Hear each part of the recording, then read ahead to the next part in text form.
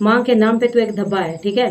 माँ वो होती है जो अपने बच्चों की खुशियों के लिए अपना सब कुछ वार देती है, ठीक है। और तू वो है, ऐसी माँ है तू दुनिया की जो अपनी खुशियों के लिए अपने बच्चों का सुख चैन, उनका वतन, सब कुछ तूने उनसे छीन लिया, ठीक है। तो वो माँ है जो अपनी खुशियों के लिए हर हद तक गिर सकती है। तूने ये दुनिया को दिखाया है। मैं एक 8वां अजूबा हूँ दुनिया का, मैं एक नमूनी हूँ।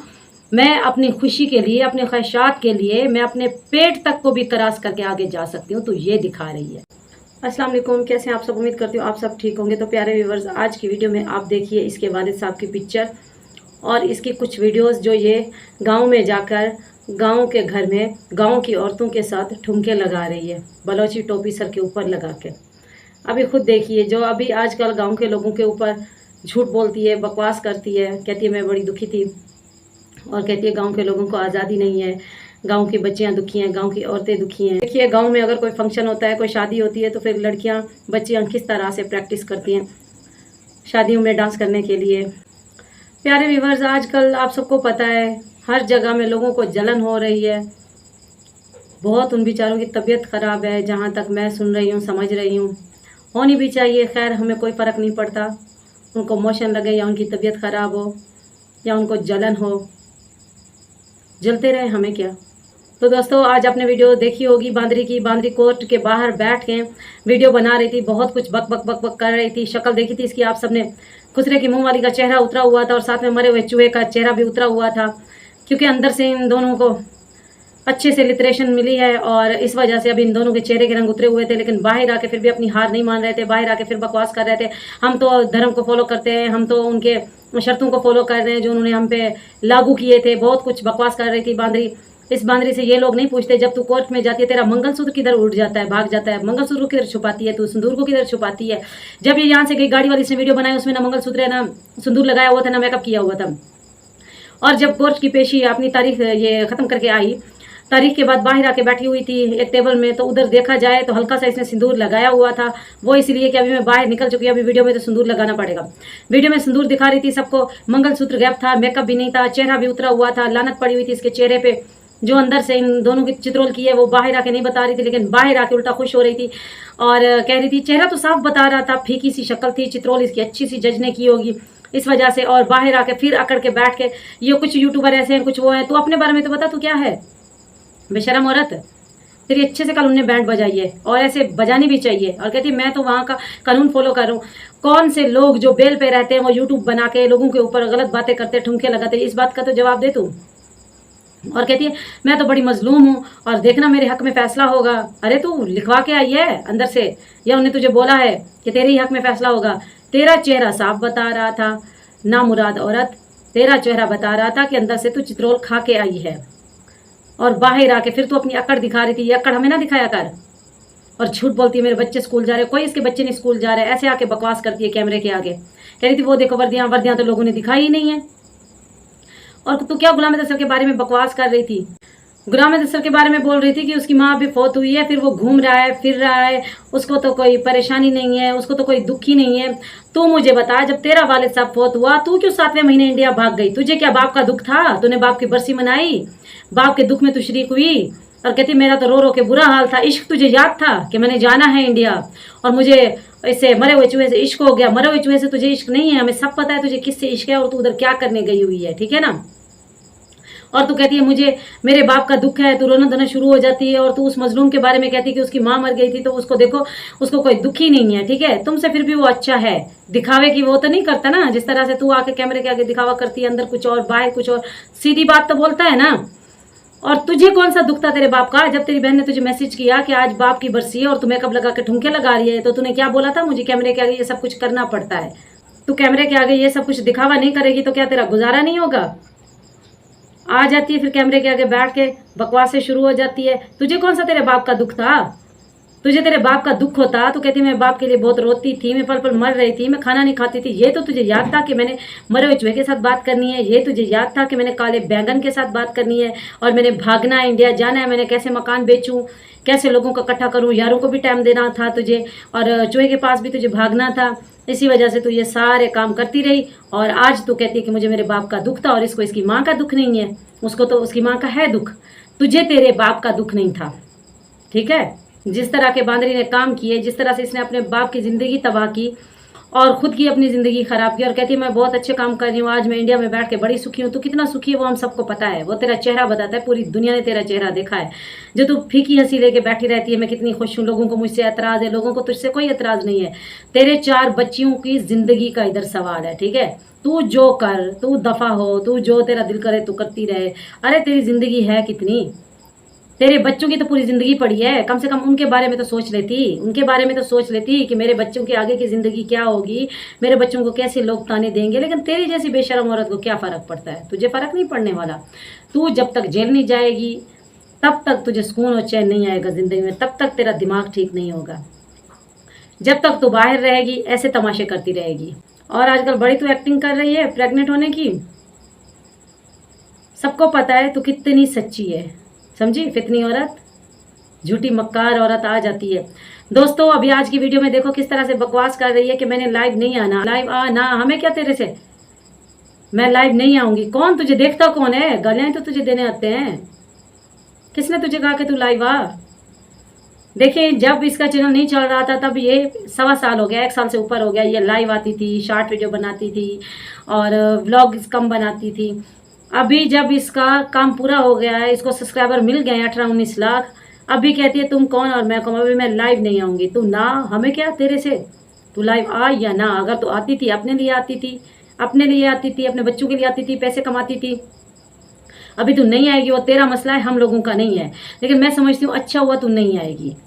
अब इसको समझ आ गई है कि लोग सिर्फ मुझे गालियाँ, जूते और ख़राब कमेंट्री करते हैं। अच्छा हुआ कोई तेरी गैरत जागी है। अभी तू कहती है मैं लाइव में नहीं आऊँगी, और तुझे वैसे आना भी नहीं चाहिए। क्या करेगी तू लाइव आके, आके कौन सा तू अच्छी बातें करती है, लोगों के ऊपर बकवास करती है ना, लोगों का दिमाग ख़राब करती है। अच्छा है तू ना, तो अच्छा है, हम लोग खुश हैं। अभी ठीक हुआ तेरे साथ, अभी तू जवाब दे ना। तू तो कहती गाँव की औरतें कैमरे के आगे नहीं आती, मेरी बहन कैमरे के आगे नहीं आ सकती, उनको मोबाइल नहीं रखने देते। अभी तू बता ना किस तरह से वो तेरी तारीफें कर रही है। सुना ना तूने कुछ, दे इधर जवाब। अभी तो तेरे पास जवाब ही नहीं होगा। बस लाइव में आने तक तेरी औकात है, लाइव में आके बकवास करने की औकात है। लाइव में दोस्तों इसलिए आती है कि मुझे कुछ सब्सक्राइबर मिल जाए और मेरी क्लिप वीडियो उठा उठा के लोग लगाए, मैं लोगों के पीछे बकवास करती हूँ, मुझे और वायरल करो, मेरा और चैनल चले, इसी लालच में तो आती थी। अभी जब देखा कि इतने सब्सक्राइबर हो गए, अभी कहती है तुम कौन और मैं कौन। अरे तेरी औकात क्या है सबको पता है, सब जानते हैं तेरे बारे में, तो कितना पानी में है, ठीक है ना। सब जानते हैं, अच्छे से जानते हैं। अभी इस बेचारी औरत को जवाब देना। वो कहती है अपना नाम तूने चेंज नहीं किया, बच्चों का नाम तूने चेंज किया, अपना नाम क्यों नहीं तूने चेंज किया। बांदरी, बांदरी तो अपना नाम भी चेंज करती। वो औरत तुझे सही कह रही थी सिंधी में, ठीक है ना। वो कह रही है तूने बच्चों का नाम चेंज किया तो अपना नाम भी चेंज कर लेती ना। अगर तुझे अपना नाम रखने की समझ नहीं आ रही तो हम तुझे फ्री में मशवरा देते हैं, बी रख ले, आर रख ले, तेरे ऊपर बड़ा ऐसे जचता है, सूट करता है तेरे ऊपर। मेरी जिंदगी है, मेरा दिल है। अरे ये कैसा तेरा दिल है जो कंट्रोल ही नहीं होता, बार बार भटक जाता है, कभी इसके ऊपर तेरा दिल आ जाता है, कभी उसके ऊपर तेरा दिल आ जाता है। ये कैसा दिल है। दिल तो जिंदगी में एक पे आता है, लेकिन तेरा दिल तो बार बार सब पे आ रहा है। बड़ी बात है, अजीब ही दिल है दोस्तों जो कंट्रोल ही नहीं होता। खुद को माँ कहती है, नमूनी। दुनिया में ऐसी माँ हमने कभी नहीं देखी, और ख़ुद को ये माँ कहती है। तू माँ के लायक तो है नहीं, तू तो वो माँ है जो अपनी हवस के लिए, अपनी अयाशी के लिए, अपने बच्चों को तक को भी छोड़ने को तैयार थी। तूने खुद ही बोला था अपने मुंह से कि मैं अपने बच्चे छोड़ने के लिए तैयार थी, कि मेरी बहन पाल लेती। तू तो वो माँ है। ऐसी माँ तो हमने ज़िंदगी में नहीं देखी जो 4-4 बच्चों को छोड़ के इश्क के पीछे जा रही है। उसको इश्क हो गया, जिसको 4 बच्चों के बाद इश्क हो जाता है, और ऐसा अंधा इश्क हो जाता है जो अपने 4 बच्चों को अपनी बहन के पास पाकिस्तान में छोड़ने को भी तैयार होगी, इश्क के पीछे भाग रही है। अरे ये कैसा इश्क है जो बार बार हो रहा है, कभी किसी और से, कभी किसी और से, फिर किसी और से, और शोहर होने के बाद भी याराने इसके चल रहे हैं। पाकिस्तान तो पाकिस्तान, अभी इंडिया तक इसको इश्क चढ़ा, और ऐसा इश्क चढ़ा, जैसा इश्क चढ़ा इसको, ऐसी अंधी औरत को, अपने बच्चे भी छोड़ के जा रही थी और ख़ुद को माँ कहती है। अरे तू माँ कहलाने के तो लायक ही नहीं है। आजकल तड़पती है बाहर जाने के लिए, घूमने के लिए, फिरने के लिए। दोस्तों काफ़ी टाइम हो गया ना, 1.5 साल होने को हैं, बाहर नहीं गई। दिल मचलता होगा, नए यार बनाने की कोशिश करती होगी, सोचती होगी कि अभी इस झुंगर से तो मेरा दिल भर गया है, इस काले से तो मेरा दिल भर गया है, अभी जाऊं कोई और मुर्गा फंसाऊं। इसलिए दिन रात सोचती रहती है। कभी इसका दिल बंद हो जाता है, सोचती होगी पाकिस्तान को मिस करती है अंदर ही अंदर के, उधर में कितनी आज़ाद थी, अभी भी ये सिर्फ नेशनैलिटी तक बैठी हुई है। ये कहती है नेशनैलिटी मिल जाए। सबसे पहले लप्पू को, इस काले को, इसके घर वालों को, सबको लात मारेगी। अलग से जाके अपना एक मकान लेगी रेंट पे, उधर जाके बैठेगी। उधर फिर अपने पहले जैसे मंसूबे बनाएगी, लड़कियों को, औरतों को गुमराह करेगी, यारियां लगाओ, दोस्तियां लगाओ, इसमें बहुत अच्छा है, इसमें ये है, इसमें वो है, उनको ट्रेनिंग देगी। उसके बाद जो है नए नए अपने दोस्त बनाएगी। फिर देखना कैसे ये इसको बैंगन को, काले को और इसकी फैमिली को कैसे लात मारती है। अभी तो ये पता नहीं कैसे बैठी हुई है, दर्द का घूंट भर के बैठी हुई है फैमिली के साथ। ये तो फैमिली के साथ रहने की आदी भी नहीं है, इसको आदत भी नहीं है फैमिली के साथ रहने की, और ना ही ये अपने सिवा, अपने बच्चों के सिवा ये किसी और को बर्दाश्त ही नहीं कर सकती। और जब इसको इश्क हो जाता है तब तो इसको इसके बच्चे भी अच्छे नहीं लगते।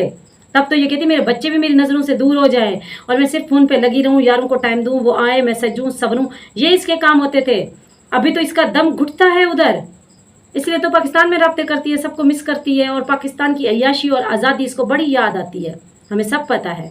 मुझे समझ नहीं आती, एक औरत को कहते हैं मजबूर होती है, जो पैसों के लिए मजबूरी में काम करती है। ठीक है, इसके पास पैसा था, इसके पास शौहर था, इतने सारे यार इसने बनाए हुए थे, फिर भी पता नहीं इसकी हवस क्यों नहीं आज तक बुझी। पता नहीं इसको क्या मसला था जो ये इतनी बड़ी बड़ी छलांगे लगा रही है। उसके बाद अपना कसूर भी नहीं मानती, उल्टा कहती है कि मैंने बहुत अच्छा काम किया है, मैंने अपनी ज़िंदगी बनाई है, मैंने अपने बच्चों की ज़िंदगी बनाई है।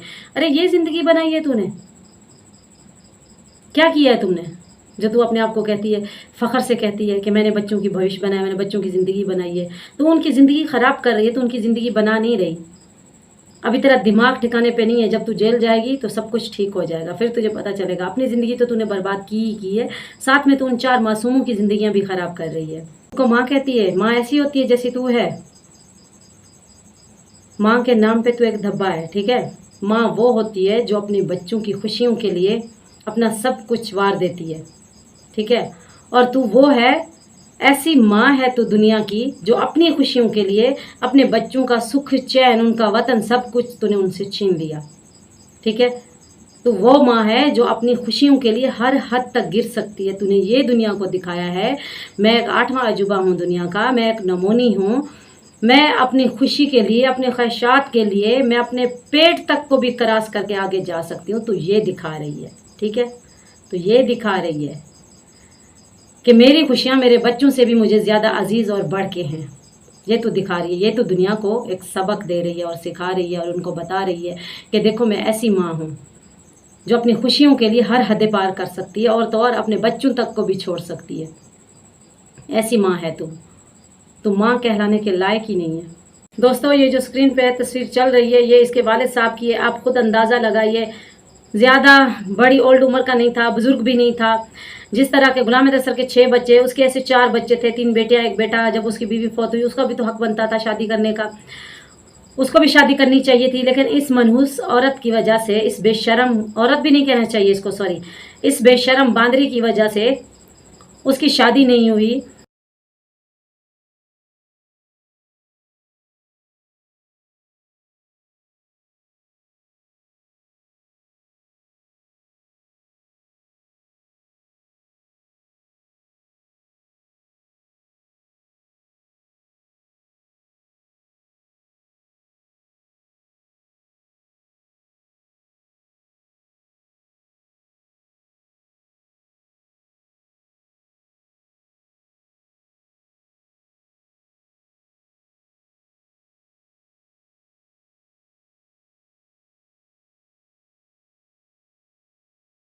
प्यारे व्यूअर्स, आप सबने ये वीडियोस देखी, ये पिक्चर देखी, अभी फैसला आप खुद कीजिए। अपनी राय कमेंट में ज़रूर दीजिए। इंशाल्लाह मिलेंगे एक और नेक्स्ट वीडियो में। तब तक के लिए अपना ख्याल रखिए। अल्लाह हाफिज़।